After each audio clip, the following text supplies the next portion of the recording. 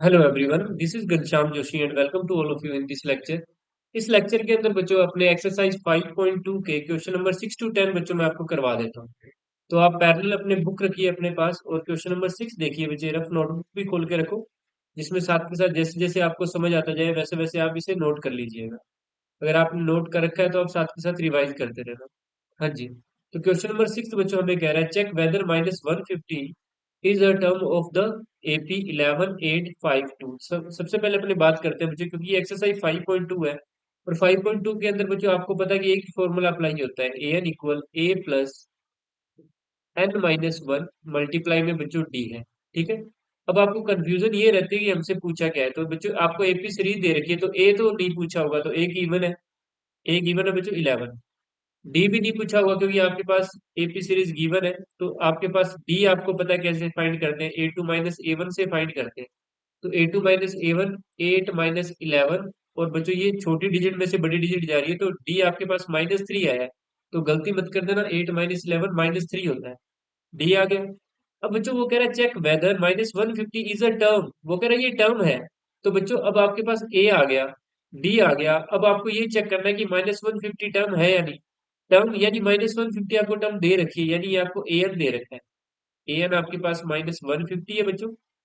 तो अब ये जो फॉर्मूला है, एन इक्वल ए प्लस एन -1 इंटू डी, इसके अंदर आपके पास एन भी आ गया, ए भी है, डी भी है, तो बच्चों एक ही वेरिएबल रह गया जो कि एन है, जो कि फाइंड करना है। तो इस तरीके से आप इजीली फाइंड कर सकते हो कि आपको पता क्या करना है या फाइंड क्या करना है, तो आपको फाइंड एन करना है। अब इस फॉर्मूले में वैल्यू पुट कर दो, इस फॉर्मूले को मैं इक्वेशन ए लिख देता हूँ। ठीक है। तो इस फॉर्मूले में बच्चों अपने वैल्यू पुट करते हैं, देखिएगा ध्यान से। मैं लिख भी देता हूँ, फॉर्मूला लिख देता हूँ, एन इक्वल ए प्लस N-1 इंटू डी। तो -150 अपने पास ए एन है, ए एन -150 है, ए बच्चों अपने पास 11 है, और एन आपको फाइंड करना है, एज इट इज लिख दो। डी आपके पास -3 है। जब भी डी नेगेटिव हो या फ्रैक्शन में हो तो हमेशा ब्रैकेट में लिखना चाहिए। ठीक है। अब ये कैलकुलेशन करो, पहले ये प्लस का 11 इधर आके माइनस का। लिखने का तरीका देख लो, और मैं कैसे लिखता हूँ, ये -11 एज इट इज रखा और ये इक्वल का सिंबल, प्लस का 11 इधर आके माइनस का 11, ये इधर वाली टर्म सेम की सेम रहेगी। अब ये N-1 एज इट इज और ये -3 एज इट इज, पहले ये कैलकुलेशन करो, ये -161 बन गया। दोनों के सिंबल सेम है तो ऐड कर दो और सिंबल नेगेटिव लगा दो, ये -3, ये N-1 into -3 as it is लिख दो। अब ये -3 मल्टीप्लाई वाला इधर डिवाइड में ले आओ।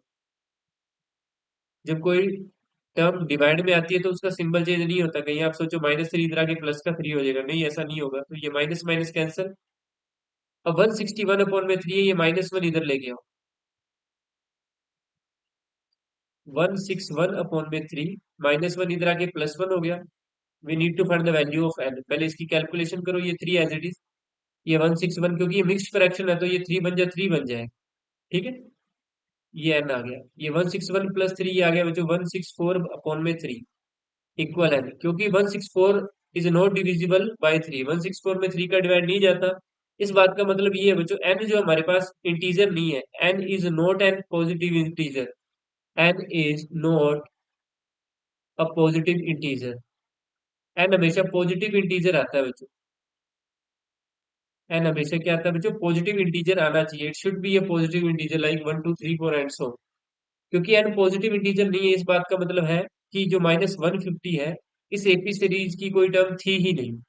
-150 is not a term of given AP. Last में ये लिख देना, so -150 is not a term of given AP, लिखोगे। So -150 is not a term of given AP. हाँ जी, move to the next question. I hope so आपको ये समझ आ गया होगा बच्चों, बिल्कुल सिंपल था। पहले आप थोड़ा दिमाग लगा के ये देख लिया करो कि क्वेश्चन में आपको क्या गिवन है। आपको बच्चों ए गिवन है, क्योंकि फर्स्ट टर्म ए होती है, डी निकालोगे A2 - A1 करके, ये ए है ना, ए एन है आपके पास। और आपको क्या फाइंड करना है, check whether -150 is a term. अगर ये -150 की टर्म होती तो इसके लिए कोई ना कोई एन की वैल्यू आ जाती, इसका कोई ना कोई तो रोल नंबर होता क्लास के अंदर। एन का मतलब होता है रोल नंबर। तो -150 अगर कोई बच्चा है, ठीक है, तो इसका रोल नंबर होता है क्लास में। अगर क्लास में रोल नंबर है तो क्लास में जो रोल नंबर होता है वो फ्रैक्शन में थोड़ी होता है, वो तो इंटीजर में होता है। तो ये फ्रैक्शन में आ गया हमारे पास, इसका मतलब ये क्लास के अंदर है ही नहीं ये वाला बच्चों। Move to the next question. Question number 7 पे आओ बच्चों, आप सभी पढ़ो बुक के अंदर, क्वेश्चन नंबर 7 पढ़ो।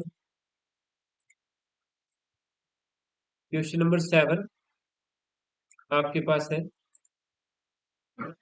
ये रहा बच्चों क्वेश्चन नंबर 7।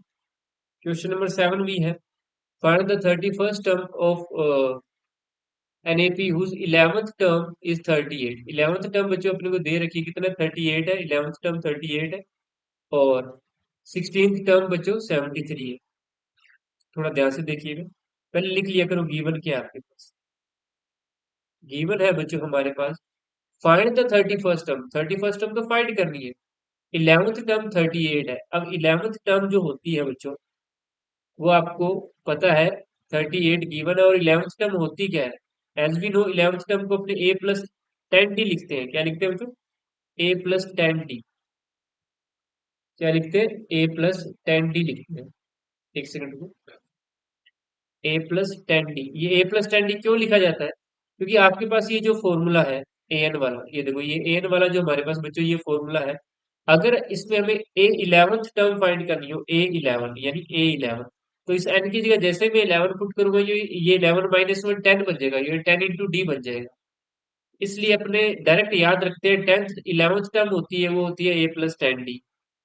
और सेकेंडली भी है 16th टर्म, उसने बोली है 73, यानी A16 = 73 दिया है, और 16th टर्म होती क्या है, A+15D। ठीक है, ये कम कर दिया करो बस। अब ये दो इक्वेशन है बच्चों, इन्हें हम सोल्व करेंगे। ये दोनों इक्वेशन को बच्चों अपने सोल्व कर लेते हैं। सोल्व करने के लिए एलिमिनेशन मेथड यूज करेंगे, चैप्टर 3 वाला। इसका सिंबल चेंज कर दिए, ये प्लस है, ये माइनस हो जाएगा, ये माइनस हो जाएगा बच्चों, और ये भी माइनस हो जाएगा। 38 में से 73 बच्चों अपने जब माइनस करेंगे तो अपने पास बचेंगे 35 माइनस के। अब आपको माइनस करना आना चाहिए, क्योंकि आपको मैंने 350 400 क्वेश्चन करवा दिए प्लस माइनस के। ठीक है, तो इस यहाँ पे आपको आना चाहिए। ए से ए बच्चों कैंसिल हो जाएगा, ये प्लस का है, ये माइनस का है। 10D में से 15D जाएंगे, माइनस के 5D, माइनस से माइनस कर देगा, 5 से 35 कट जाएगा 7 पे, तो डी आपके पास आ जाएगा 7। अब ये मत पूछना कि इससे डी तो इधर लिखा हुआ था, बच्चों D = 7 लिखो या 7 = D लिखो, एक ही बात है। तो मोस्टली अपने वेरिएबल हमेशा लेफ्ट में लिखते हैं, इसलिए D = 7 आ गया। इसको पुट कर दो इक्वेशन 1 में। यही करते थे हम एलिमिनेशन मेथड के अंदर, 3rd चैप्टर के अंदर। इसकी आपको बार बार प्रैक्टिस करनी पड़ेगी बच्चों, काफी, जब तक ना आएगा आपको तब तक आपको लिखना पड़ेगा, तब तक आपको बार बार देख के समझ के लिखना पड़ेगा। और जो आप पुट इन 1 कर रहे हो तो यहाँ से स्टार्ट करना पड़ेगा, 38 से। आपको 38 इक्वल ए बच्चों अपने पास एज इट इज रहेगा, 10 एज इट इज। डी की जगह इंटू में 7 लिखोगे, ये 10 7 या 70 बन गया। ये 38 इक्वल A+70, ये प्लस का 70 उधर जाके माइनस का 70 बन जाएगा। कैलकुलेशन करते जाओ बस, बिल्कुल सिंपल चीज है, आपको 50 बार समझाइए मैंने कैलकुलेशन ही, कि ये प्लस का इधर माइनस कर दो बस। ये माइनस क्या आ गया, 32, ये ए आ गया। -32 इक्वल ए लिखो, या A = -32 लिखो, एक ही बात होती है, लेकिन हम वेरिएबल को लेफ्ट में लिखते हैं हमेशा। ठीक है, तो बच्चों ए की वैल्यू आ गई और डी की वैल्यू भी आ गई। अब आपसे पूछा क्या था, आपसे पूछा था देखो फाइंड 31st टर्म, ये देखो 31st टर्म, तो 31st टर्म का फॉर्मूला क्या होता है, नाउ A31st, तो 31st टर्म का बच्चों फॉर्मूला हो जाएगा, याद रखो बस, A+30D। ए और डी की वैल्यू पुट करो, और कैलकुलेशन, माइनस का 32 प्लस 30 × D बच्चों आपके पास था 7, ये माइनस का 32, ये 7 3 या 21, इंटू 1 0 आ गया, और ये आ गया बच्चों 168। कितना आ गया, 168। 210 में से 32 माइनस करोगे तो 168 आ जाएगा, तो ये आपके पास A31 आ गया, 31st टर्म आ गया आपके पास। आई बच्चों बात समझ, हाँ जी। इसके बाद देखिए 7th क्वेश्चन हो गया, move to the next question. Book के अंदर से 8th क्वेश्चन पढ़ लो, अगर सेम होगा तो मैं आपको इक्वेशन बना के दे दूंगा, और आपको खुद करना है, खुद अटेम्प्ट करो। अगर आपसे ना हो तो मुझे कमेंट बॉक्स में बता दो, या मेरे व्हाट्सएप पे व्हाट्सएप कर दो। जितना आपको आता है उतना करके व्हाट्सएप करना, ताकि मैं उसमें आपको डाउट बता दूं। हाँ जी, 8th क्वेश्चन है, वो कह रहा है एन एपी कंसिस्ट 50 टर्म्स, वो कह रहा है कि एपी सीरीज में 50 टर्म्स है, यानी 50 ही टर्म्स है। ठीक है, यानी लास्ट टर्म 50 है। Of which third term is 12। Third term बच्चों 12 है, लिख लो जल्दी से। थर्ड टर्म क्या है? 12 है। और थर्ड टर्म का बच्चों फॉर्मूला क्या होता है? A+2D। क्या होता है? A+2D। ये इक्वेशन नंबर 1 बन गई। And the last term is 106। पहले तो वो कह रहा है कि एपी में 50 ही टर्म है, साथ में कह रहा है लास्ट टर्म 106 है। इस बात का मतलब वो घुमा के ये कह रहा है कि जो 50th टर्म है, यानी 50वीं जो टर्म है, वो 106 है। 50वीं टर्म क्या होगी? A+49D होगी। अब ये दो इक्वेशन बन गई, पहले आप इनको सोल्व कर लीजिए। देखो इनको सोल्व कर लेते हैं, जैसे प्रीवियस क्वेश्चन में किया था। हाँ जी बच्चों, सिंबल चेंज करो, ये माइनस का, ये माइनस का, ये माइनस का। 12 माइनस 106, तो ये माइनस के 94। ए से ए कट जाएगा, 2 माइनस 49, ये माइनस के 47। माइनस से बच्चों माइनस कट गया, छोटी डिजिट में से बड़ी डिजिट घटा रहा हूँ, और नया वाला सिंबल देखना है, पुराने वाला नहीं देखना। नया वाला सिंबल 47 की टेबल से 94 पूरा पूरा कटेगा बच्चों 2 पे। तो डी कितना आ गया? 2। और डी को जैसे डी आए इसको पुट कर दो इक्वेशन 1 में, आपके पास ए आ जाएगा। किसी भी एपी सीरीज के अंदर हमें हमेशा ए और डी ही फाइंड करने होते हैं सबसे पहले। 14 जब करो तो यहाँ से लिखना स्टार्ट करना है, 12 से। कहाँ से लिखना स्टार्ट करोगे बच्चों? यहाँ से स्टार्ट करोगे। तो ये 12 लिखा, a as it is, +2 as it is. D की जगह मल्टीप्लाई में 2 लिखोगे, क्योंकि ये 2 पॉजिटिव है इसलिए मैंने डायरेक्ट लिख दिया। अगर ये नेगेटिव या फ्रैक्शन होता तो ब्रैकेट में लिखता। अब देखिए इसके बाद, ये 12 इक्वल A+2 × 4, 4 उधर सब्ट्रैक्ट कर दो तो ए आपके पास 8 आ जाएगा बच्चों। ए आ गया 8। अब देखो क्या कहा था उसने फाइंड करने के लिए? उसने कहा था फाइंड 29th टर्म। अब ये A29 आप फाइंड कर सकते हो इजीली। A29 होता है बच्चों A+28D। इसके अंदर ए पुट कर लो, डी पुट कर लो, और आप ये इजीली कर पाओ। तो इतना सा होमवर्क है आपके लिए। Move to the next question. Next question बच्चों अपने पास क्या है? 9 नंबर क्वेश्चन देखिए आप।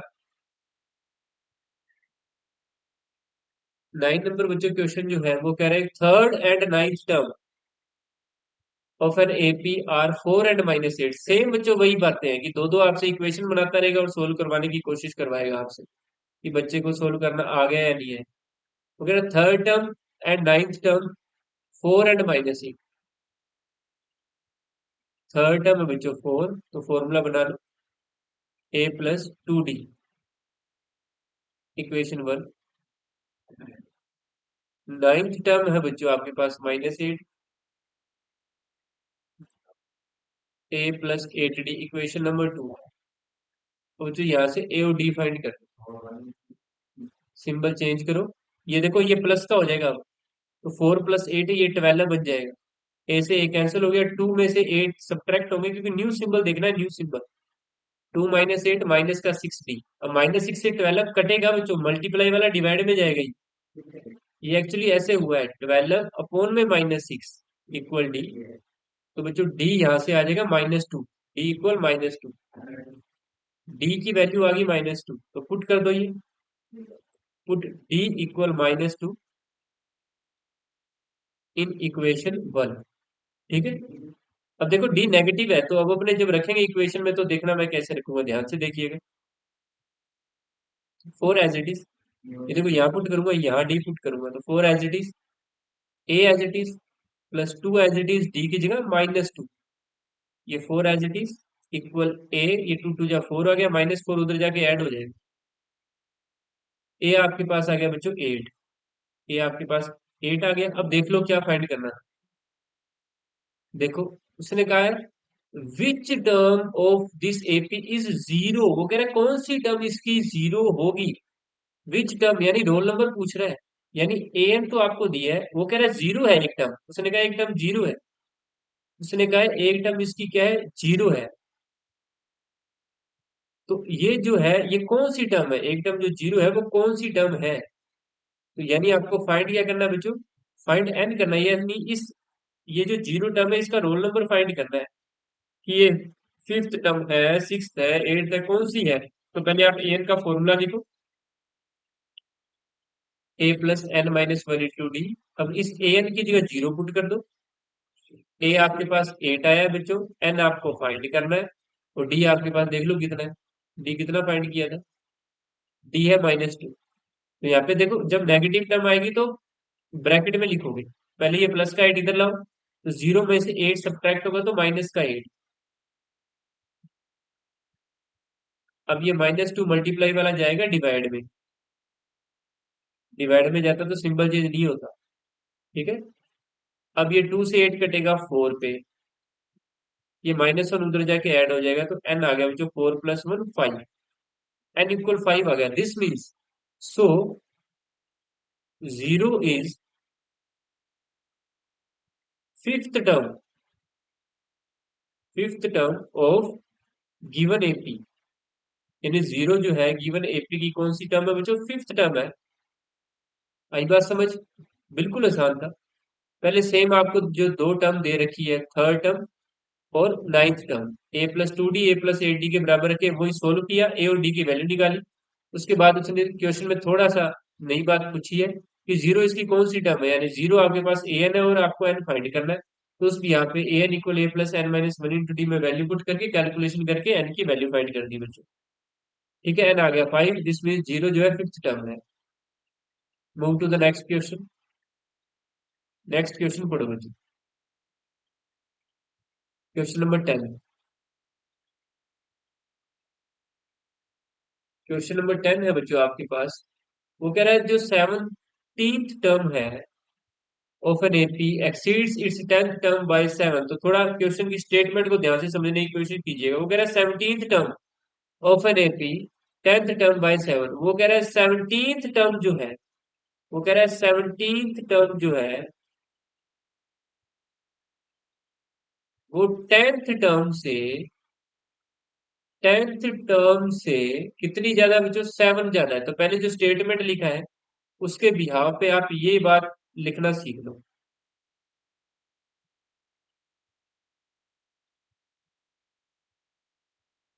वो ये कह रहा है कि जो 17th टर्म है, यानी 17th टर्म वो 10th से 7 ज्यादा है। तो 17th टर्म का मतलब है A17, 10th टर्म का मतलब है A10। कितनी ज्यादा है, 7 ज्यादा है। 17th टर्म का फॉर्मूला A+16D, 10th टर्म का फॉर्मूला A+9D प्लस में 7। ए से ए बच्चों कैंसिल हो जाएगा, क्योंकि ये ए उधर जब जाएगा तो नेगेटिव होगा तो पहले ही काट देते हैं। ये डी वाली टर्म 9D में कभी भी 7 ऐड नहीं होगा, क्योंकि ये वेरिएबल है, ये कांस्टेंट है, तो 9D डी वाले के पास जाएगा। यानी इधर 16D है और 9D इधर आके बच्चों हो जाएगा नेगेटिव, इक्वल में आ गया 7। तो 16D - 9D आया बच्चों 7D इक्वल 7। तो 7 से 7 1 पे कटेगा तो डी आपके पास आ जाएगा बच्चों 1। और आपको कॉमन डिफरेंस ही फाइंड करना था, डी हमारे पास कॉमन डिफरेंस है। ये देखो find the common difference, d ही आपको बच्चों फाइंड करना था। तो डी आ चुका है बच्चों इजीली। और इसी के साथ बच्चों ये क्वेश्चन नंबर 10 भी कंप्लीट हो चुका है। आई होप सो आप सभी को ये समझ आ गया होगा बच्चों। तो मिलते हैं नेक्स्ट लेक्चर के अंदर। Thank you.